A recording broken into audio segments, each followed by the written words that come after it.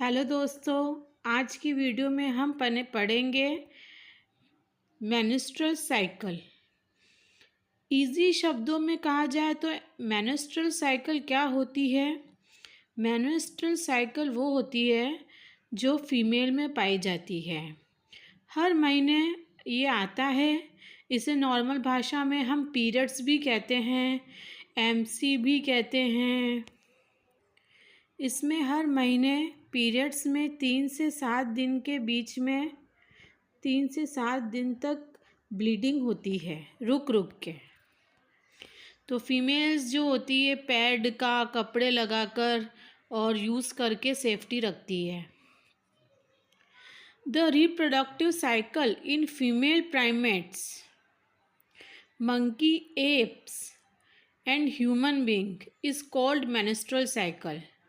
जो reproductive cycle होता है फीमेल में उसे कहते हैं मेंस्ट्रुअल साइकिल। हर महीने हमारे शरीर में एक अंडा बनता है और जब वो फर्टिलाइज्ड नहीं होता है तो वो यूट्रस की वाल से हटके हमारे वजाइना के थ्रू बाहर निकल जाता है और उसमें होती है ब्लीडिंग, ब्लड वेसल्स और वो सब होती है। The first menstruations begin at puberty and is called menarche। जो मेंस्ट्रुएशन साइकिल होती है हर महीने जो हम एमसी होते हैं उस फेज़ को कहा जाता है मेनार्क। और वो जब प्यूबर्टी बिगिन होती है तब उसके बाद जो है मेंस्ट्रुएशन साइकिल स्टार्ट हो जाती है। प्यूबर्टी से मतलब है sexual maturity. In human female, menstruation is repeated at an average interval of about 28 to 29 days। हर महीने जैसा कि पीरियड्स आते हैं तो 28 to 29 डेज में एक बार ये रिपीट होते हैं। The cycle of events starting from one menstruation till the next one is called the menstruation cycle।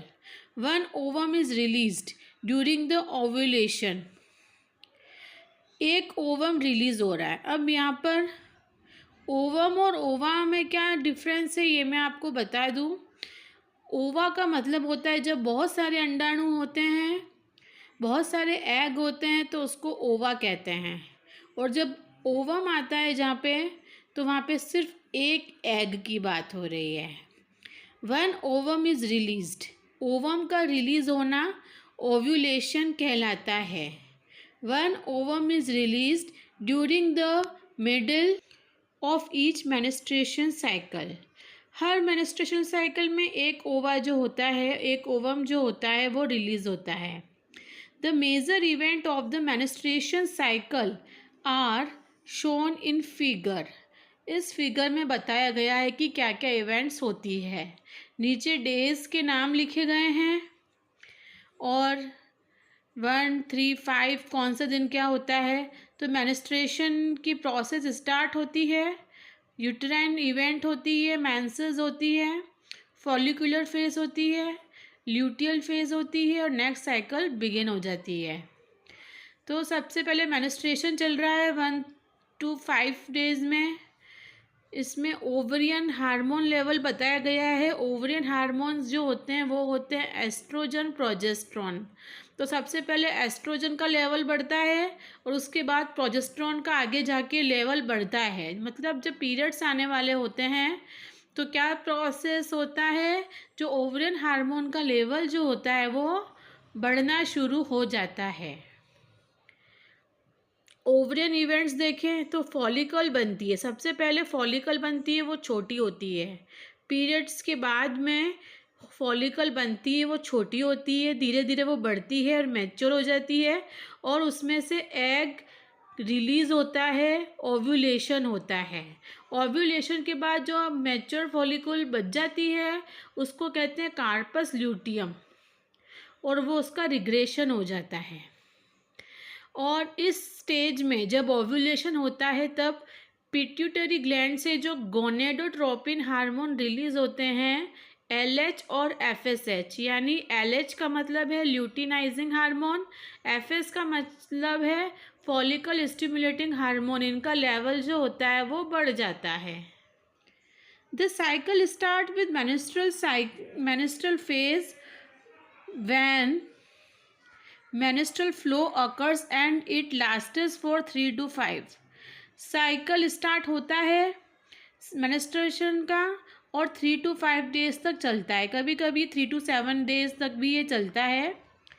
The menstruation flow results due to breakdown of endometrial lining of uterus and its blood vessels which form liquid that come out through vagina. Menstruation में क्या होता है, जो uterus की endometrial lining होती है और blood vessels जो होती है और जो लिक्विड बनाती है, वो सारा वजाइना के थ्रू जो होता है ब्लड बाहर आ जाता है. Menstruation occurs only if the released ovum is not fertilized. अगर एग का फर्टिलाइजेशन नहीं होगा तो मेनिस्ट्रेशन होगा, और अगर फर्टिलाइज्ड हो गया तो पीरियड्स आपके नहीं आते हैं. लैक ऑफ मेनिस्ट्रेशन में भी इंडिकेटिव ऑफ प्रेगनेंसी. अगर आपके पीरियड्स आना बंद हो गए हैं तो इसका मतलब है कि आप प्रेग्नेंट हैं. अगर आपने सेक्स किया है तो आप ये एक इंडिकेशन होता है कि प्रेग्नेंट होने का. तो 9 मंथ तक पीरियड बिल्कुल नहीं आते हैं. However it may also be caused due to some other underlying causes like stress, poor health etc. पर ज़रूरी नहीं है कि आप प्रेग्नेंट हैं इसलिए पीरियड्स नहीं आ रहे हैं. कभी बहुत स्ट्रेस पड़ता है, पुअर हेल्थ होती है, थायराइड है या और कोई बीमारी है, तो उस स्ट्रेस की वजह से भी पीरियड्स जो होते हैं वो एबनॉर्मल हो जाते हैं. The menstruation phase is followed by follicular phase. Menstruation phase जो होती है उसमें फॉलिकुलर फेज होती है, जैसा मैंने इस डायग्राम में बताया. फॉलिक्यूल जो होती है वो डेवलप होती है, फिर मैच्योर होती है, फिर उसमें से ओव्यूलेशन होता है, एग निकल रहा है, और जो बचा हुआ पार्ट है उसको कार्पस ल्यूटियम कहा जाता है.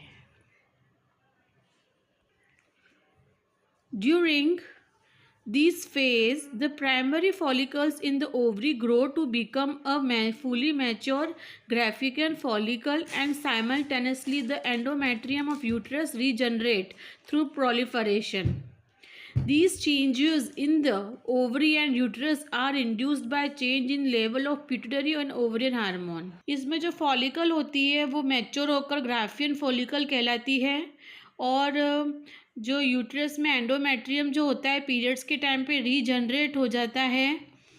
And this change in the ovary and the uterus are induced by change in the level. जो पिट्यूटरी हार्मोन्स है और ओवरियन हार्मोन रिलीज होते हैं उससे इंड्यूस्ड होते हैं. मैं फिर से रिमाइंड करा दूँ, पिट्यूटरी हार्मोन्स जो होते हैं वो होता है LH और FSH. LH का मतलब होता है ल्यूटिनाइजिंग हार्मोन और FSH का मतलब होता है फॉलिकल स्टिमुलेटिंग हार्मोन.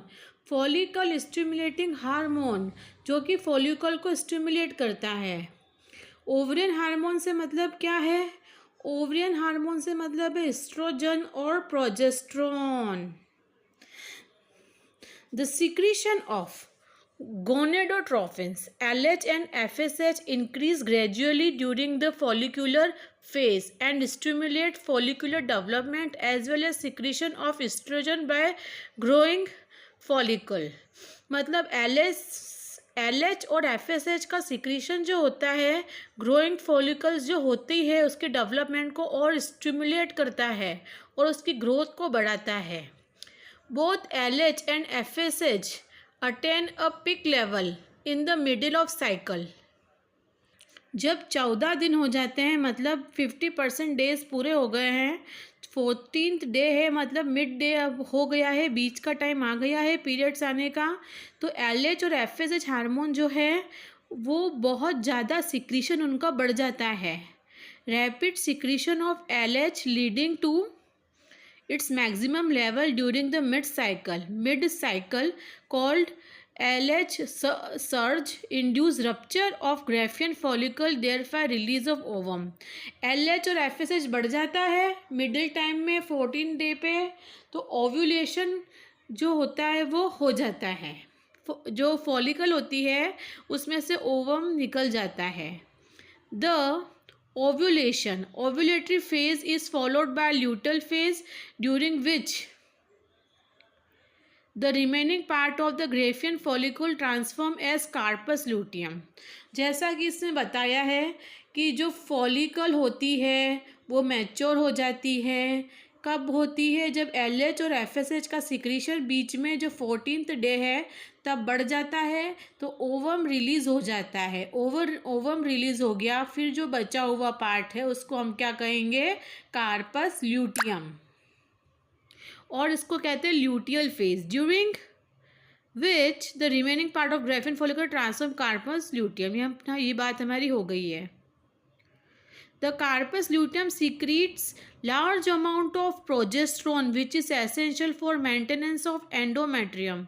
अब ये जो कार्पस ल्यूटियम है वो बहुत ज़्यादा प्रोजेस्ट्रॉन का सिक्रीशन करता है। प्रोजेस्ट्रॉन को सिक्रीट इसलिए करता है ताकि एंडोमेट्रियम जो है वो मेंटेन रहे। Such an endometrium is necessary for implantation of the fertilized ovum and other events of pregnancy। जो एंडोमेट्रियम होती है वहाँ पर बच्चे का इम्प्लांटेशन होता है, बच्चा वहाँ पर आकर जुड़ता है, वहाँ उसका डेवलपमेंट होता है, तो वो चीज़ मेंटेन रहे, इसलिए कार्पस ल्यूटियम से प्रोजेस्ट्रॉन का सिक्रीशन होता है। During pregnancy, all events of the menstrual cycle stop. There is no menstruation. Pregnancy में जैसे मैंने बताया पीरियड्स नहीं आते हैं, मेनिस्ट्रेशन नहीं होता है। In the absence of fertilisation the corpus luteum degenerate. Fertilisation नहीं हो रहा है तो कार्पस ल्यूटियम एट लास्ट क्या हो जाती है? डीजनरेट हो जाती है। This causes this integration of endometrium leading to the menstruation, और फिर मेनिस्ट्रेशन होता है। में marking new cycle in human beings menstrual cycle ceases around 50 years of age. जब फीमेल्स 50 साल की हो जाती है तो मेंस्ट्रुएशन साइकिल जो होती है वो बंद हो जाती है, पीरियड्स आना बंद हो जाता है, तब वुमेन्स जो है वो प्रेग्नेंट नहीं हो सकती। That is term menopause. इस फेज को मीनोपॉज कहा जाता है। Cyclic menstruation is an indicator of normal reproductive phase. Cyclic जो मेनिस्ट्रेशन है नॉर्मल रिप्रोडक्टिव फेज को शो करता है और यह बढ़ता जाता है मेनार्क टू मीनोपॉज। मेनार्क का मतलब होता है जो फेज जब हमारा पीरियड्स आ रहा है, चल रहा है शुरू से लेके एंड तक, और जब पीरियड्स आना बंद हो जाते हैं हमेशा के लिए तो उस फेज को कहते हैं मीनोपॉज। सो फ्रेंड्स, ये था मेनिस्ट्रेशन साइकिल का वीडियो। अच्छा लगा तो लाइक करें, और आपको किस टॉपिक पे पढ़ना है, कैसे पढ़ना है, मुझे कमेंट बॉक्स में कमेंट करके ज़रूर बताएं। Thanks for watching this video.